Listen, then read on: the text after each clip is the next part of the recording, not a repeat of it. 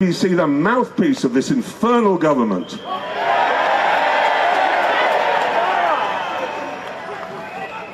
I've got to get the brakes on. The trouble is I'm off my tits on codeine and paracetamol up here. I don't know what I'm saying. But I do want to finish, if I may, with a message to the government. Jeremy Clarkson isn't talking about cars this time. He's turned his attention squarely towards Starmer and Rachel Reeves, delivering criticism that's sharp, direct, and completely unapologetic.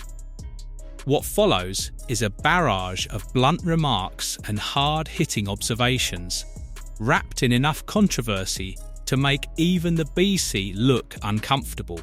Viewers were left asking what Clarkson actually said to provoke such a strong reaction from Starmer and Reeves. And no, it had absolutely nothing to do with engines, horsepower, or speed.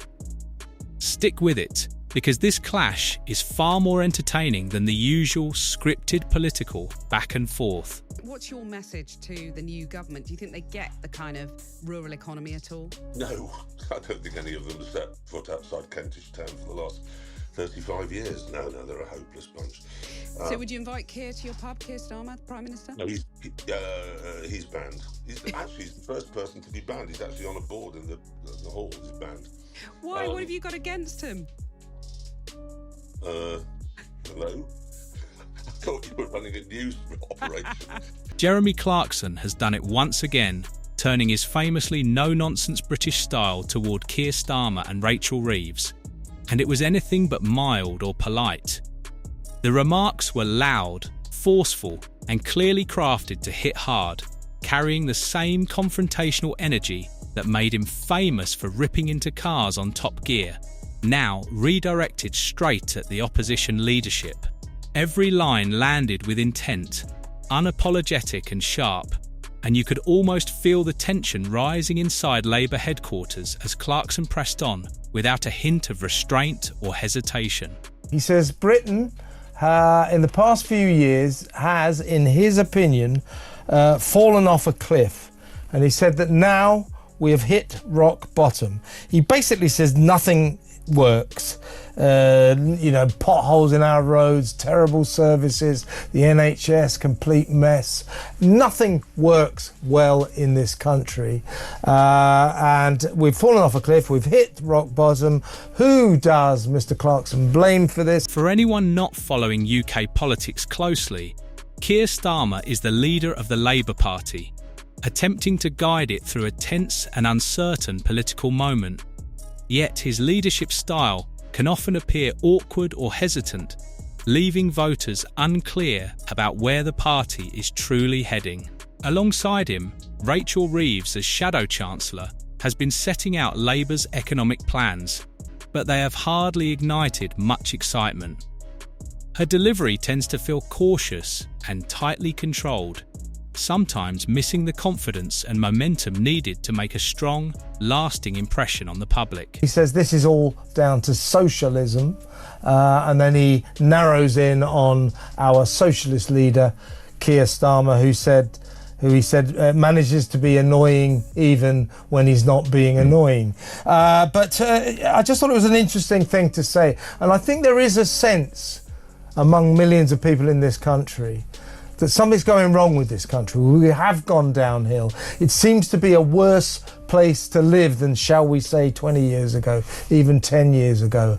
I blame the Tories for the decline a great deal, but I do think he's got a good point that now the socialists have got their hands on the helm. We're in big trouble, and he's blaming Keir Starmer. Jeremy Clarkson's criticism of Keir Starmer went well beyond typical political disagreement.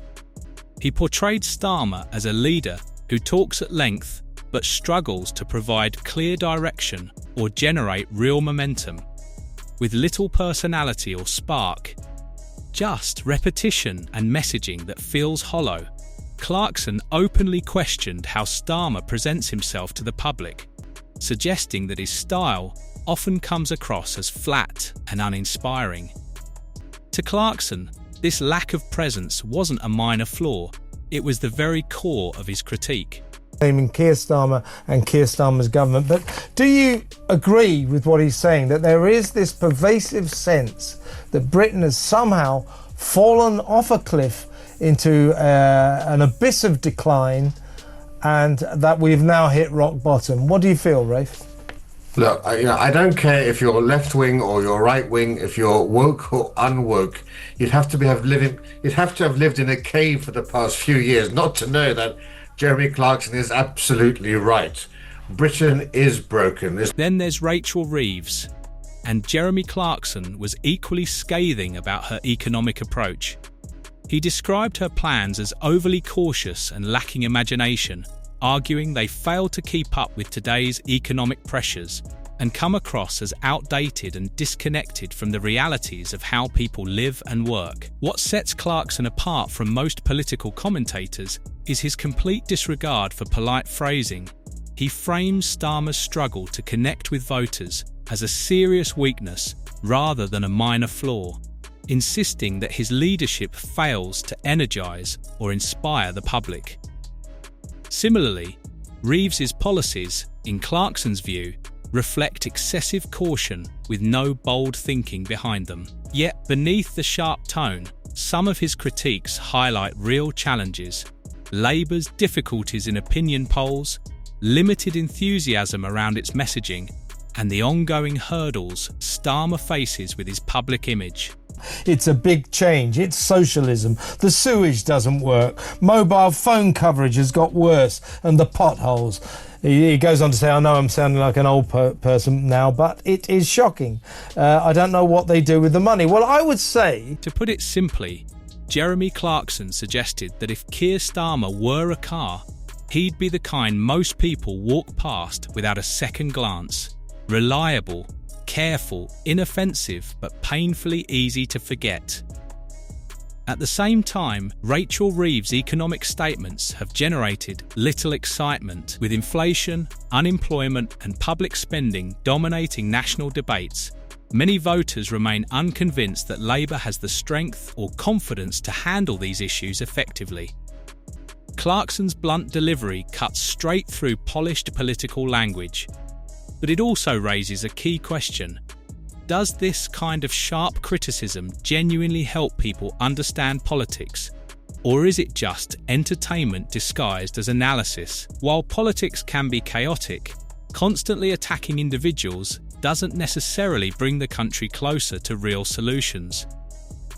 Clarkson's critique of Starmer was no passing remark. It was a sustained, forceful takedown, portraying him as slow to gain momentum, lacking clear direction, and deeply uninspiring. In Clarkson's view, Starmer's leadership feels weak, flat, and short on the energy needed to engage or motivate people. And he made it clear that Starmer lacks the personal appeal required to lead with confidence, leaving no room for softening the message. For the sake of everybody here, and for all the farmers who are stuck at home today, paralysed by a fog of despair over what's been foisted upon them, I beg of the government to be big, to accept that this was rushed through, it wasn't thought out, and it's a mistake. That's the big thing to do, admit it, and back down. Jeremy Clarkson's main critique of Keir Starmer wasn't just about style, it was about his inability to genuinely connect with ordinary voters. Clarkson argued that Starmer often appears uncomfortable and unconvincing in public, as if he understands leadership in theory, but struggles with its human side. In speeches, interviews, and media appearances, Starmer comes across as distant and awkward, unable to relate to everyday concerns. Having policies is one thing, but convincing voters you genuinely understand and care about them is another, and Clarkson's point was clear. He sees Starmer leading Labour without a strong sense of direction or emotional connection. Rachel Reeves drew similar criticism. Clarkson described her economic plans as confusing, overly cautious, and lacking confidence, accusing her of avoiding bold decisions and shying away from risks even when circumstances demand them. In his view, Reeves' policies are so restrained that they fail to stand out or inspire trust, and rather than offering fresh alternatives or ideas, she remains hesitant, unwilling to challenge the status quo, with proposals that lack urgency, imagination, and the impact needed to energise both the public and the economy. Rachel Reeves has told us, 72% of farmers are going to be unaffected by this. How many people here, if you'd raise your hands, are from a family farm? I want to see, right. I hope you can see that. I hope we've got our cameras from the show up high to see. That's a lot of hands. Now, keep them up, and I want you to lower them if you think, and you've had time to work this out, you think you're going to be unaffected by the changes to APR and BPR. Put your hands down if you're going to be unaffected. Thank you.